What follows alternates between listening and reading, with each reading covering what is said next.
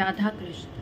कहते हैं महाभारत में ऐसे कई वध हुए थे जिनके लिए अधर्म का सहारा लेना पड़ा था, लेकिन अभिमन्यु के वध को अधर्म की पराकाष्ठा कहा गया था। और ऐसा क्यों कहा गया था, आइए जानते हैं। अभिमन्यु वध महाभारत में अधर्म की पराकाष्ठा का उदाहरण है। महाभारत के युद्ध का 13वां दिन था। युधिष्ठिर को चक्रव्यूह में फंसाकर बंदी बनाने की मंशा से कौरवों ने अर्जुन को दक्षिण की ओर युद्ध में फंसा रखा था। युद्ध के नियम के अनुसार यदि कोई योद्धा किसी योद्धा के युद्ध करते समय बीच में युद्ध छोड़कर भाग जाता है तो उसे हारा हुआ माना जाता है। इस कारण से अर्जुन दक्षिण की ओर युद्ध कर रहे थे।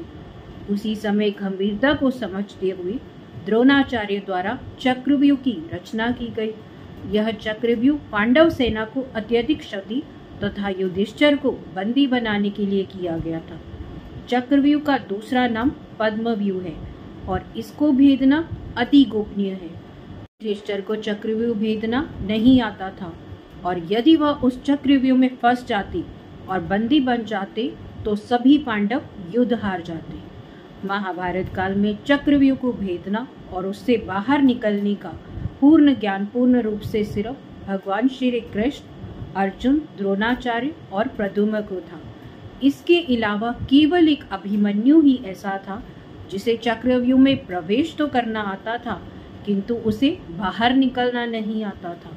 अपनी माता के गर्भ में रहते हुए तेजस्वी अभिमन्यु ने चक्रव्यूह को भेदना सीखा था। तब अर्जुन अपनी गर्भवती पत्नी सुभद्रा को चक्रव्यूह भेदना समझा रहे थे, परंतु सुभद्रा बीच में ही सो गई, इसीलिए अभिमन्यु को पूर्ण ज्ञान नहीं मिला।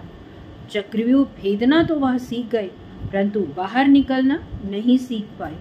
अर्जुन एवं सुभद्रा पुत्र अभिमन्यु एक कुशल योद्धा था। अभिमन्यु को रुद्रधारी भी कहा जाता था क्योंकि वह रुद्र नामक धनुष को धारण करते थे। यह धनुष उन्हें ज्येष्ठ मामा बलराम से प्राप्त हुआ था। मूल रूप से यह धनुष महादेव जी का था और महादेव जी ने यह धनुष बलराम जी को दिया था।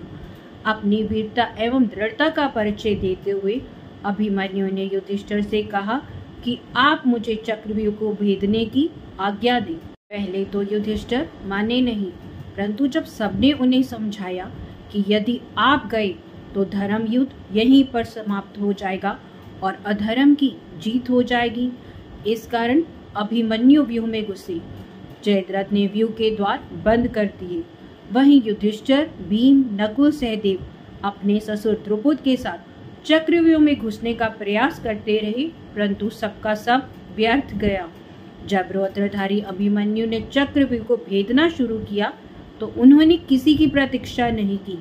वीर सुभद्रा नंदन एक के बाद एक को भेदते ही चले गए। रास्ते में आ रही कौरव सेना को उन्होंने ऐसा छलनी किया मानो कोई माली घास काट रहा हो। अभिमन्यु युद्ध में एक छोटे बालक थे, परंतु अति श्रेष्ठ योद्धा थे।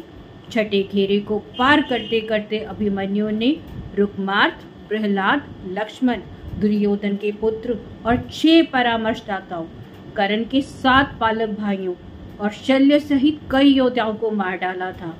यह सब देखकर कौरव पक्ष विचलित हो गया था। वीर अभिमन्यु से कौरव पक्ष का योद्धा एकल युद्ध करने के लिए अक्षम प्रतीत हो रहा था। दुर्योधन पुत्र की हानि के कारण क्रोधित हो गया था, किसी भी मूल्य पर अभिमन्यु की मृत्यु चाहता था। उसने द्रोणाचार्य से अभिमन्यु पर मिलकर हमला करने का आदेश दिया। महाभारत के युद्ध में जो पक्ष अधर्म का प्रतीक था उसने अपना परिचय देते हुए अधर्म की पराकाष्ठा दिखलाई। युद्ध के नियमों को तोड़ते हुए वीर योद्धा अभिमन्यु को बहुत सारे योद्धाओं ने मिलकर क्षति पहुंचाई। वीर बालक अभिमन्यु पर द्रोणाचार्य, दुशासन, अश्वत्थामा, कर्ण, शकुनी, दुर्योधन, कृपाचार्य, कृतवर्मा, वृषसेन तथा द्रुम सेना द्वारा हमला किया गया। सारे योद्धा मिलकर इतनी वेग से अभिमन्यु के रथ पर हमला कर रहे थे कि अभिमन्यु का रथ टूट गया, परंतु अभिमन्यु ने हार नहीं मानी। वह धरती पर खड़े होकर भी युद्ध करता ही गया। उसकी ढाल मार के गिरा दी गई। तब उन्होंने रथ का पहिया उठाकर ढाल बनाकर युद्ध किया। इस बीच जयद्रथ ने पीछे से महान योद्धा अभिमन्यु के पीठ पर भाले से वार किया। भाला वीर अभिमन्यु के शरीर को भेदता हुआ बाहर निकल गया। एक के बाद एक कौरव पक्ष के योद्धाओं ने अभिमन्यु पर बार बार वार किया। सुभद्रा नंदन अभिमन्यु वीर गति को प्राप्त हुए। साथ ही उन पर वार करने वाले कौरव पक्ष के सभी योद्धा निम्न प्रतीत हुए। जब अर्जुन चक्रव्यूह को भेद कर अंदर पहुंचे तो अपने पुत्र की ये अवस्था देख नहीं पाए। तभी अर्जुन ने जयद्रथ के वध की शपथ ली। महाभारत के युद्ध में बहुत से महान योद्धाओं के युद्ध लड़ा, परंतु जो शौर्य, साहस और क्षमता वीर अभिमन्यु की थी वह किसी और की नहीं थी। सुभद्रा नंदन देवती द्रौपदी के प्रिय पुत्र अभिमन्यु अमर हैं। अभिमन्यु की वीरता सदैव प्रेरणादायक रही है। राधा कृष्ण, राधा कृष्ण।